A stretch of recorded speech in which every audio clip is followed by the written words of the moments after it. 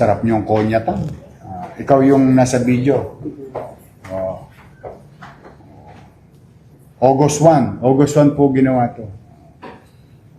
Ayan. 40 years old ka na. May pamilya ka. O kita mo. Paano ngayon yung pamilya mo? May anak ka. O kita mo. Mahuhuyo ka. Tapos, paano na yung pamilya mo? Eh, sinabihan ko na kayo, huwag kayong didiskarte sa arte.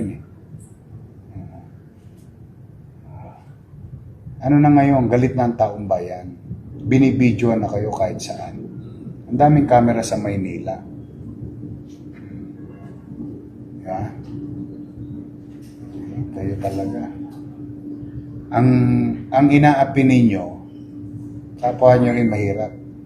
Kasi ang tinatamaan doon, driver, pahinante.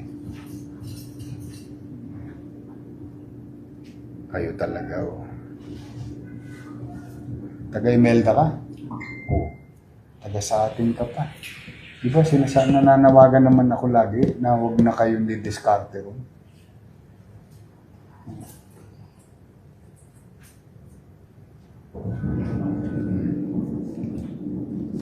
Ito po yun nasa video. Oo. Ito naman, si RJ Alvarez. Kasama ka rin, Toits. Ay, nako. Kamukha mo pa naman si Soren Legaspi. Soren ba pangalan mo? Oo. Palayo. Malamang pinangalan ng nanay mo na kasi malamang kamukha mo si Soren. May tsura ka pa naman. Sputnik kayo pareho.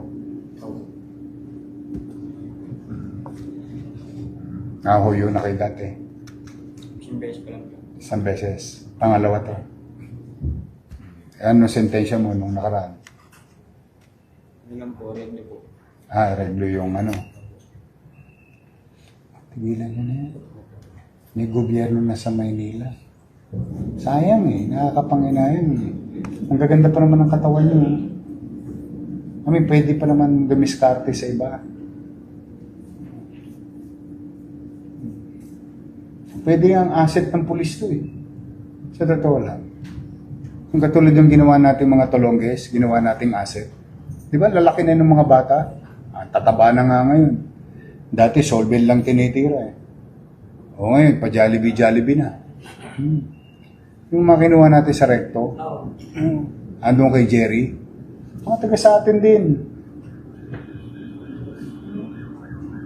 Parang ganito pa yung tsura nung nakuha ko dati. Pero ngayon, mga mama na, magaganda na yung tsura Sa totoo lang. Ito, si Mark Kevin.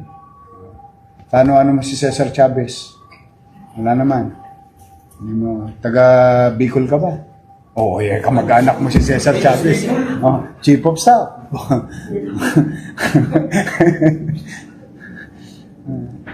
Bicolano ka. Pero lahi mo, Bicol.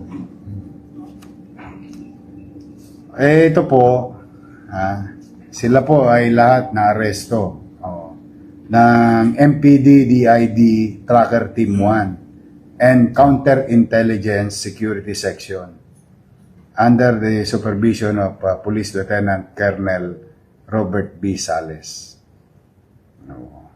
Nakita nyo. Paano ngayon yan?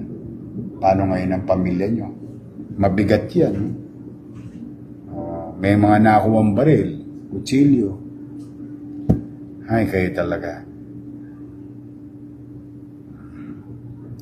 Anyway, sa ating mga kababayan, alam nyo, siyempre, masakit di sa kalooban ko. Pakulong ka ng pakulong ng tao. Kaya lang, hindi naman ako nagkulang sa kanila o kanino man. Sabi ko lagi, mga tolongges, wag nang ipagbaka sakali. May gobyerno na sa Maynila. Di kayo titigilan ng pulis. Alam niyo ba, paborito, ikaw hinahanap ni Chief PNP. Oo. Nahanap ka ni Chief PNP. Binabanggit pa si Chief PNP dito di ba? Biruin mo yun, pati National Police. Hinahanap kayo. Hindi talaga matatapos yan. Sayang naman. Ikaw may anak ka na rin. Wala pa. Wala ka pang pamilya. Wala po. Wala pa. Ikaw? Meron po. Meron na. Bumechot ka na. Ilan na anak mo? Patay lang po. Ha? Patay lang po. Living lang po. Namatay. Yung anak mo. Sorry condolence sa'yo. Wala tayong magagawa. Ginawa nyo yan Kailangan ko kayong papanagutin sa mata ng batas. Ang maswerte lang kayo, pag inuhuli kayo ngayon, nandito kayo, hayaan ko husgado ang magsabi kung kayo may kasalanan o wala. Pero hindi po pwedeng walang gobyerno sa Maynila. Magtino na kayo, sabi mo, ikaw ba, may brad ka pang Sputnik? Sabihan nyo na. Oo. May gobyerno na sa Maynila. Ikaw, Sputnik ka, di ba? Sabi mo, tropa mo. Sayang lang, mahuhuli kayo. Yung isang nga nahuli namin, Mayo pa ginawa Buti, nirepost. Nirepost ng mga sa social media. Nakita namin mo o kahapon, nandito. Nakalawit din. Tigilan nyo na yan. Wala. Magkano isang gulong? Magkano mo na isaliya? 2.5 po. O, kita mo? 2.5. O, kumakulong ka. Ano sentensya ng illegal possession? 20? 8. 8-12. Minimum 8. Magkano? 2.5. Pagkabalisong, pag kutsilyo, ganun din. Mas mababa konti. Magbago na kayo. Wala talaga. Walang mangyayari kasi may gobyerno sa Maynila. Sabihin nyo na yan sa tropa ninyo. Pinagbubuti ko nga ang trabaho ko para maiayos ang pamilya nyo.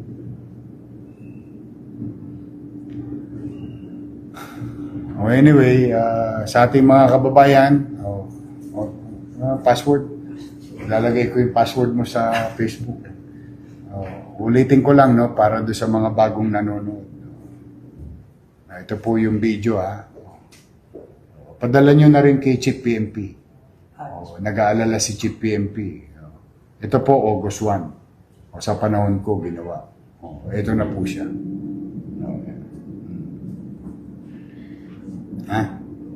Sabihan nyo lang si Chief.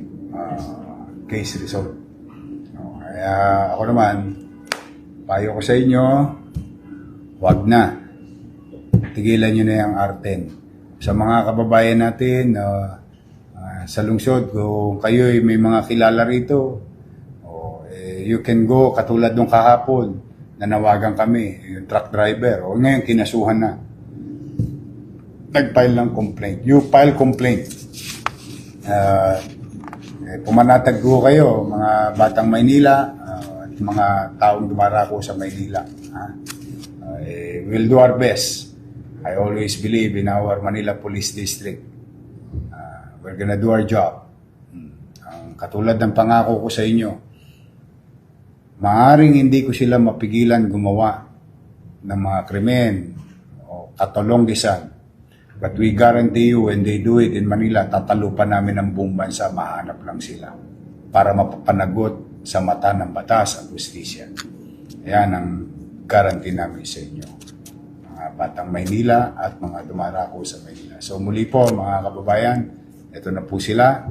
At kay, sinulit yun, si Reklamador Vlogger, good job. Galingan nyo pa. Pag kayo may nakikitang alingas-ngas, videohan nyo, padala nyo sa amin, aaksyonan natin. So muli, mag-ingat po kayo, magandang araw. Manila, God first. Thank you.